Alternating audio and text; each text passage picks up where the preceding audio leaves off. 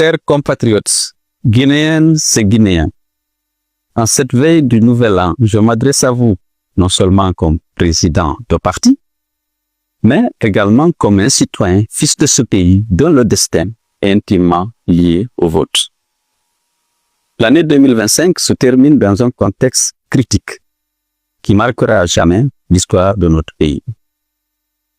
Jamais la gravité du moment n'a aussi cruellement résonné en termes de démocratie et de droits humains.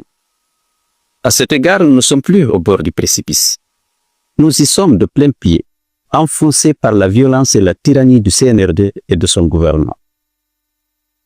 Au fond de la fosse, nous y avons été tenus par 4 années de mensonges, de trahison, de rapt, de crimes, d'enlèvement et de meurtre. Je pense aux 65 jeunes manifestants froidement assassinés par les forces de défense et de sécurité, au général Sadiba Koulibaly, au colonel Célestin Bilivogui et au docteur Mohamed Djoubaté. Je dis à leurs parents, à leurs veuves et à leurs orphelins que je compatis à leurs douleurs, que je les accompagne de tout mon cœur dans le las et l'effort de deuil qui est le leur. Je leur promets que je ne ménagerai aucun effort pour contribuer à élucider les conditions exactes de l'arrestation, de la détention et de la mort de leurs proches. Je pense également aux personnes arbitrairement emprisonnées, à Alimba, aux nombreux autres compatriotes de tout âge et de toute opinion qui croupissent sous des prétextes fallacieux dans les geôles du CNRD. Je rends hommage à tous les pères et à toutes les mères des illustres fils de ce pays qui ont perdu la vie, l'intégrité physique ou la liberté en défendant la démocratie et l'honneur de la patrie. Je leur demande de tenir bon. Aucun de nos martyrs ne sera oublié. Le moment venu, la République saura les honorer tous à la dimension des immenses sacrifices qu'ils auront consentis. Le jour viendra en effet où nous écrirons une nouvelle page de notre histoire en convoquant la mémoire de toutes les victimes. Mes chers compatriotes, le moment est grave. Au regard de notre passé récent, 2026 n'annonce pas de nouveau, mais la terrible continuité du même. Le moment est grave parce qu'on nous annonce la fin d'une transition et le retour à l'ordre constitutionnel, alors qu'on a assisté à une prolongation du régime d'exception. Le moment est grave parce que l'annonce d'une nouvelle ère est en réalité une plongée dans les ténèbres, avec la fin du pluralisme politique et l'installation d'une tyrannie civilo-militaire. Mes chers compatriotes, le propre d'une tyrannie, c'est d'élever l'illusion au rang de foi. Nous avons été témoins d'une accélération des illusions cette année 2025. Le programme Simandouf est un miroir aux alouettes. Jusqu'à ce jour, les autorités refusent de publier les conventions avec nos partenaires dans le projet. Que nous cache-t-elle? La transparence et la loyauté envers le peuple commandent de rendre publiques toutes les conventions conformément au code minier et à nos engagements par rapport à l'ITE. Si l'on sait que notre participation dans le capital des sociétés impliquées dans l'exploitation de nos minerais est de 15%, et donc notre part de bénéfice aussi, l'on ignore tout du régime fiscal applicable à ces sociétés et les raisons pour lesquelles la construction d'un port en eau profonde à Moribaya a été abandonnée.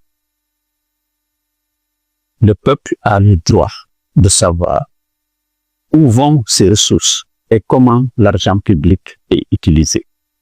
Si nous ne nous levons pas, bientôt toutes les richesses nationales seront bradées et hypothéquées à cause d'une gestion patrimoniale de l'État et de la course effrénée à l'enrichissement personnel des dirigeants.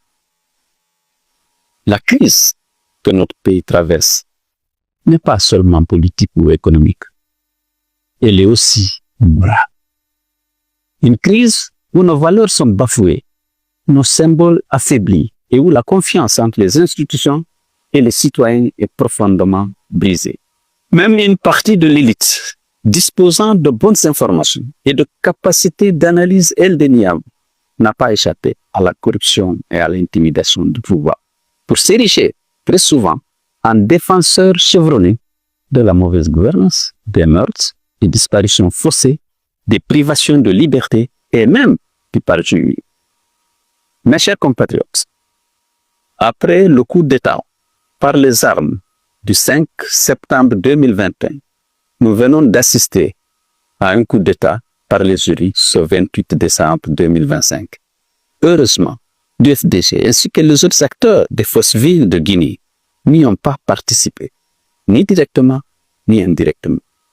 Ils avaient demandé à la population de ne pas s'associer à cette mascarade dont le seul objectif était de donner un semblant de légitimité à une confiscation programmée du pouvoir par la junte.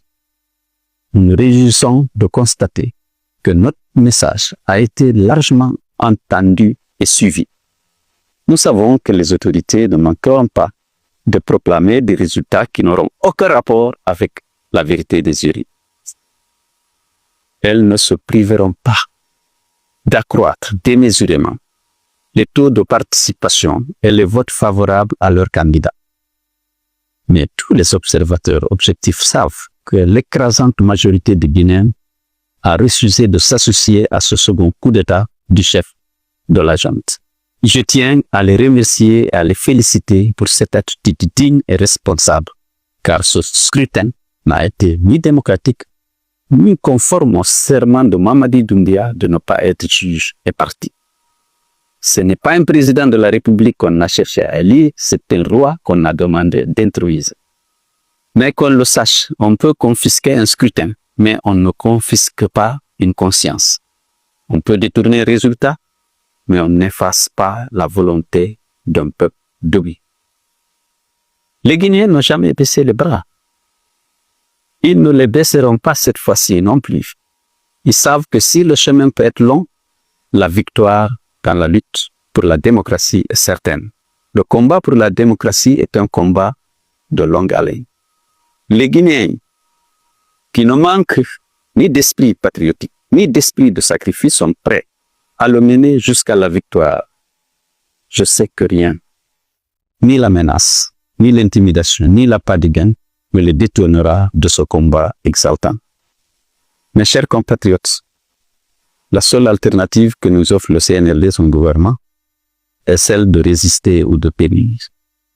Face à cette logique de violence, nous devons répondre par le rassemblement et la mobilisation générale de tous les Guinéens, au-delà des partis politiques, des régions et des confessions religieuses.